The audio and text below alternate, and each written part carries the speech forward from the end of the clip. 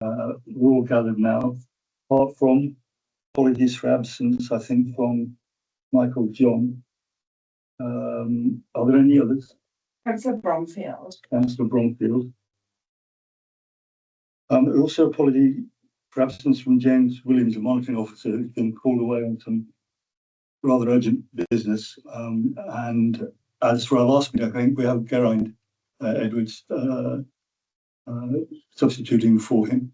Can I also, just at this point, welcome Councillor Strong to his first meeting with the committee. And also another item on your place maybe would be Julian Sanders, describes himself as the legal presence. I think it's illegal. Welcome all. Okay, can I ask if there are any declarations of interest? Councillor Taylor. Chair, I note that item 5 refers to the number of complaints in Magor with Dundee Town Council. I'm a member of Magor with Dundee Town Council, and therefore I don't know whether take, Geraint as whether that's prejudicial or I just note that in the details that's what it says. So I just want to note that I don't think it's particularly prejudicial, but well, it could be. Don't know. See what Geraint says. Chair, it isn't prejudicial, but thank you for flagging it. So all the same, Councillor Taylor. Okay. Just fill in a declaration of interest form when I come in on Thursday. Thank you. Yeah, perhaps on the same token, a couple of the items, I think it's item 7, refer to members of Caldicot Town Council. I'm a member of Caldicot Town Council, but not directly otherwise involved. So I think the same sort of thing, really. Yeah, okay, thank you. Okay, we looked at the minutes of the last meeting. Sorry, Chair. Can I just say, I only had a chance to look at the exempt item this morning, so I'm just checking it to see if there's anything else on there that I should declare. So I'll declare it if I find anything. Apologies. Okay. Thank you. I think you're okay. Minutes of the meeting, of the last meeting, 16th of December 2024. Could you confirm these are an accurate record? Yes. Yes. Thank you. In terms of matters arising, we did have a discussion about code of conduct training for community and town councils, and I think we agreed that monitoring officer might do a little bit further work with clerks of the committees, clerks of the councils, to encourage uptake of training. Grant, has there been any progress on that? I'm not aware, Chair, but I'll raise that with the monitoring officer. Okay, thank you very much. I also think we did, when we were discussing dates and times of future meetings, I think the committee was not in favour of changing the times of the meetings from morning to late afternoon. But Councillor Bromfield, I think, did request that the December meeting be put into the first rather than the third week of the month. And I noticed from our papers today that it's actually still in the third week. I wonder if there was a reason why it couldn't be moved, or I don't think so. I'll look at that. Sorry, could you say that again, that she wanted to move it from the third week to the first week? Yes. Okay. Would that still meet people's approval? Yeah. Yes, I think it was to do with Councillor Bromfield's circumstances as well. Obviously, she runs a small business, and the further into December she gets, the busier she gets. I think that's what she was wanting to. Yeah. Thank you. Okay. Yeah. December. Yeah. Okay. So you may be on the lookout then for a date change for that meeting. I'll check on the calendar as we talk. Okay. Are there any other matters arising from those minutes? No. Okay. Thank you. Item 4 was the annual report of the committee. Brian, I think you're going to introduce this. I am, Chair, thank you. So, members, this item is for the committee to consider the draft annual report of the Standards Committee to the full council. It's a statutory report, so it's required by the Local Government and Elections Wales Act 2021, and the content of the report is prescribed by that legislation. A copy of a draft of the report is contained at Appendix 1 of this covering report, along with a copy of the annual letter from the Ombudsman, which is itself is also appended to the council reports. Now, the report essentially summarises the discharge of the committee's function in the preceding municipal year, 2024 to 25, and it indicates that there have been no referrals from the Ombudsman and no notices either from the adjudication panel for Wales. And so that is confirmed in the report, as well as a copy of the Ombudsman's annual letter to the council. Now, as I said, the letter is attached at Appendix 1 of the draft council report as well, and the relevant section that relates to standards can be found as Appendices F and G of the Ombudsman's letter. And they also indicate the number of code of conduct complaints that the Ombudsman has received by close of year at a county council and community council level, respectively. Okay, thank you, Grant. Points, please? No commentary from me, no. No, otherwise, you're happy to Yes. approve the draft Yes. and go down to full council, I think, for the next meeting or for a future, suitable future meeting. Councillor Taylor has a hand up. I beg your pardon, Councillor Taylor. No, no worries. So just on that report, I noticed obviously that all members of the council have undergone their code of conduct training. I appreciate that it's not, nothing is mandatory in terms of the training we have to undertake, but has there any consideration, or would it be inappropriate to suggest that perhaps a refresher, a refresher could be offered to members, because there seems to be training every week on something or a seminar on something, but obviously not necessarily around something like the code of conduct. It's just a thought, really. I appreciate that. It just seems that it might be something for consideration, even if it's not in this term, that because we did have code of conduct in person and online. I think it was offered, but that was in 2022, which is now 3 years ago. I don't know if you can remember what you did 3 years ago, but I think I've done it a couple of times, but still, it's just maybe worthwhile considering for the future, if not for now. Thank you. I'd support that. Yeah. I think that's a good idea. Yeah. Thing is, so 2022 would have been the last date, or the earliest date for a councillor to have had code of conduct training. There wouldn't be anybody who hadn't had it post before 2022. Just one or two have come in through by elections. Okay. I think that would be two. Councillor Taylor. Actually, yeah, you're right. Yeah, we've because Councillor Newell and Councillor. Butler. Is it just Councillor Newell? Borden, Councillor Butler. Oh, Yeah, correct. Bridget Borden, So I don't yeah. know what arrangements have been made for them, Chair, but May 2022 would have been the date that there was the last full council election, so everybody would have received it. I don't know the arrangements for those two individual elected members, but just seems to me that 5 years is obviously can feel like a very long time, but it may be worth us considering that that it's something we would like to refresh members' knowledge on, and notwithstanding, of course, sadly the by-elections, have taken place due to not due to resignations or anything, so they can't be predicted. But of course, I just mention it, Chair, as something for consideration, and whether, you know, this committee wants to suggest to the council that it may be a positive step forward to offer refresher training to members during the term. Thank you, Chair. Thank you.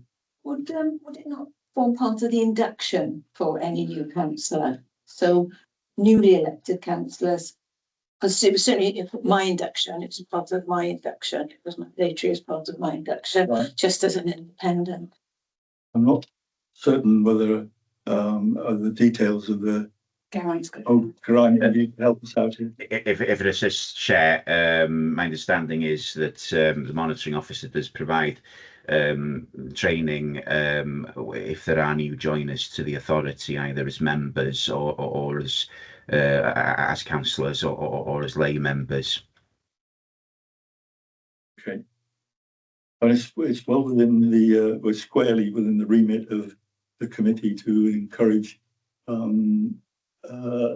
knowledge of and adherence to the code of conduct. And if the last full round was in 2022, then 3 years is a long time, since things move quite quickly The in date this is, area. the date is in the annual report. Yeah. It was the 12th of May 2022. So Councillor Taylor's right. It would suggest, it would seem to go hand in hand with getting the update of the uptake on training that we Yeah. asked for anyway. So the Yeah. two things seem to be closely connected, don't they? Geraint, could you take that up and pass that on to James? I can and indeed, see- Chair. So just to be clear then, is it your decision now to approve the report and also request that I raise with the monitoring officer the issue of refresher training? Is that correct? Yes. Yeah, okay. Absolutely correct. Yeah. Okay. Chair, could we Yes. also ask, bearing in mind that we haven't had any feedback from the monitoring officer on what we asked for, we don't have our feedback. Can we give the monitoring officer a timescale in which to respond to us? Because, you know, it could lead into another period of drift again. So before our next meeting, We could ask for a paper at our next meeting. yes, or otherwise Yeah. on both points. Okay. Does that make sense, Geraint? So you asking for the monitoring officers to prepare a paper by the next meeting on refresher training? Yeah. And And also the matter arising from the last minute, Yeah, of course, yeah. which was a code of conduct, familiarity and training within community and town councils. I mean, bearing Yeah. in mind, we've not had two standards meetings in the intervening period. You know, that's a long time for the monitoring officer to have responded, and we don't have any feedback at the moment. So if we put a timescale on it that we want a paper by the next meeting in December, then hopefully he can address both matters. No, I mean, noted. it might be, we don't know, it might be that he's tried and had such poor response that he hasn't been able to give us any meaningful data. Well, you should tell us that. Yeah, and if that's the case, if he needs any assistance, I'd be happy to, you know, help in any way necessary to incentivise on behalf of the committee some of the returns, perhaps. Okay, thank you for Yeah. that. Okay, anything else on that item? Sorry, Chair, I don't want to labour the point, but obviously in town and community councils, you get much higher levels of churn, you know, in terms of by-elections. You know, if you just look at the council's elections page at the moment, there'll be several that have just happened and are due to happen. I think Rogate's got a vacancy. Mago with Dundee certainly had 2 casual vacancies. There was one in Wisham, one in...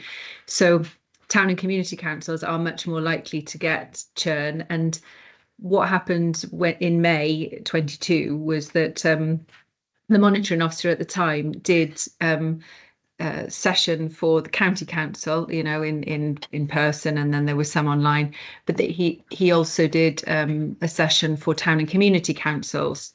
Now I appreciate that that's often undertaken by One Voice Wales, but I've you know, sorry, it's not the most thrilling thing. And what is much better, and I've done code of conduct training with other bodies as well, is the scenario element, you know, where people have the opportunity to actually say, well, this is a scenario, and you can discuss it rather than just, you know, 4A, 4B, 4C.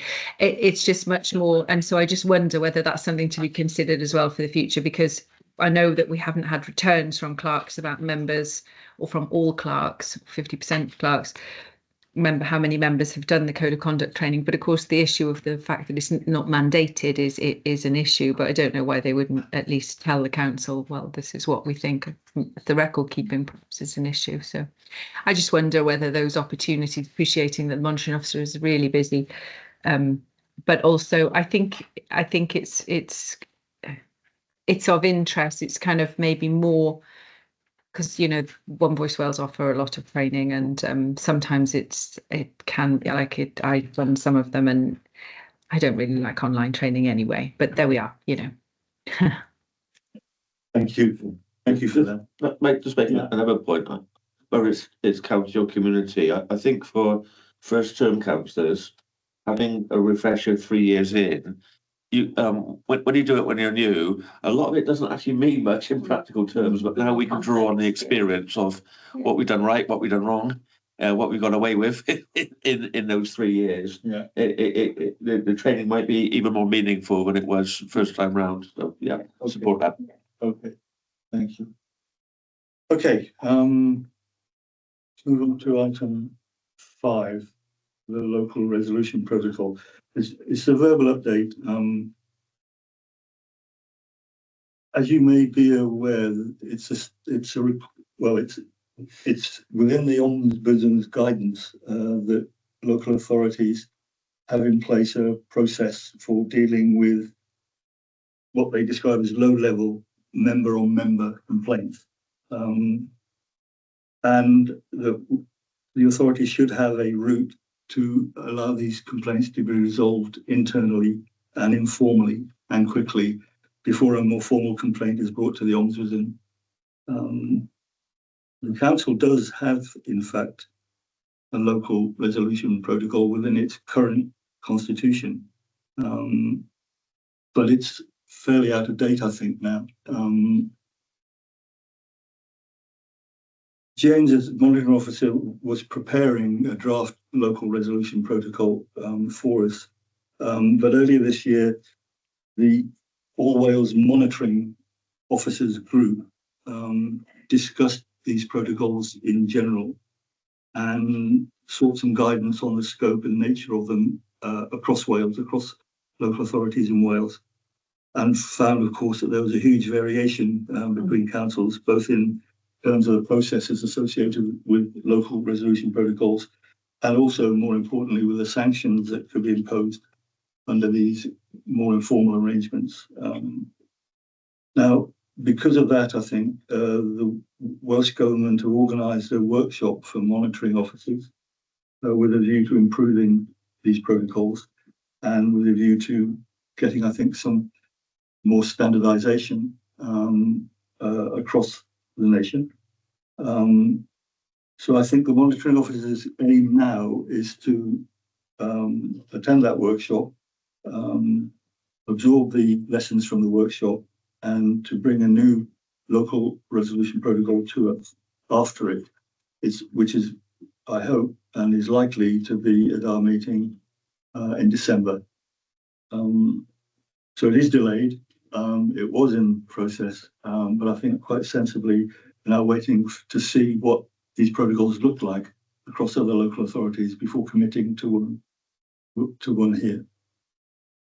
Is that clear? Are there any comments on that at all? Sounds really reasonable, doesn't it? I mean, we will have a chance to discuss the monitoring officer's draft at our meeting. We'll have a chance to make amendments to it if that's appropriate, and certainly to comment on it before it goes to full council for approval. Just a quick one. I'm assuming that protocol would only apply to this county council, not to the community councils. That will be a totally separate procedure. I think it would only apply to the county council. Yeah. Okay. Yes. Good. Thank you. Item 6 are the notes from 2 meetings of the I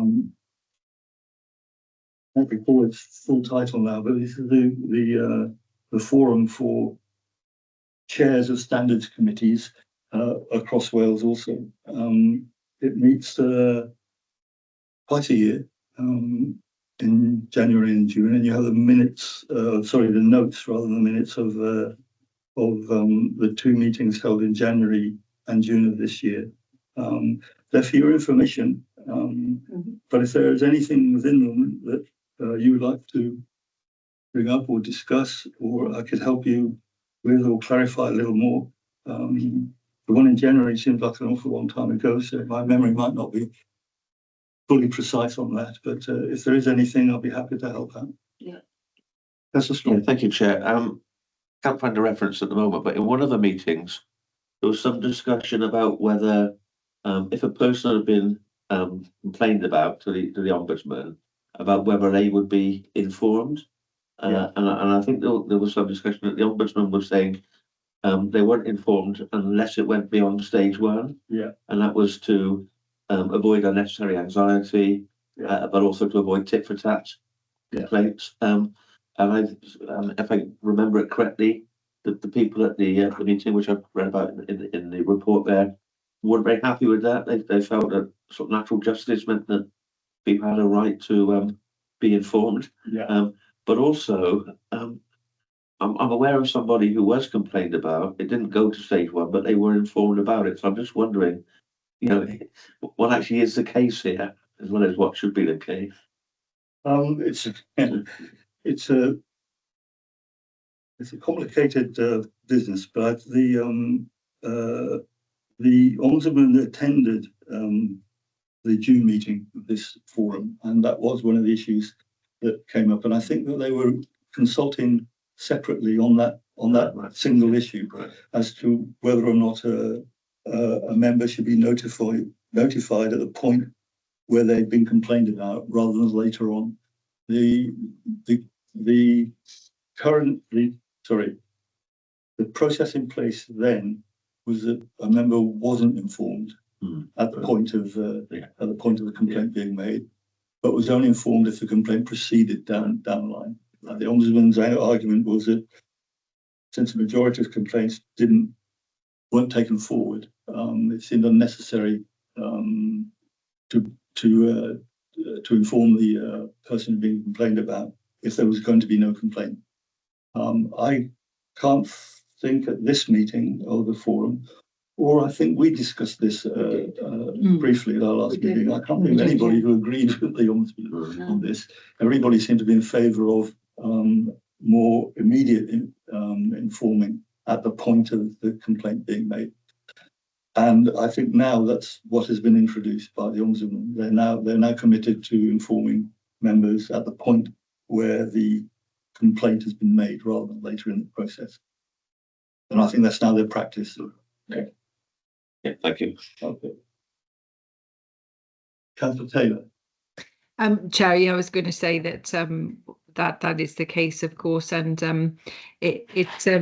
certainly I was in favour of that being informed, because quite frankly, especially in the case of, look, one knows that it's for the Ombudsman to determine whether it's whether there's a breach or whether there isn't a breach, but in the case where there's kind of maybe a number of complaints which then end up being not a breach of the code, but it's often helpful to know that those complaints are being made. So of course, though, it does naturally cause anxiety, but that's par for the course when you're an elected member. Okay, thank you.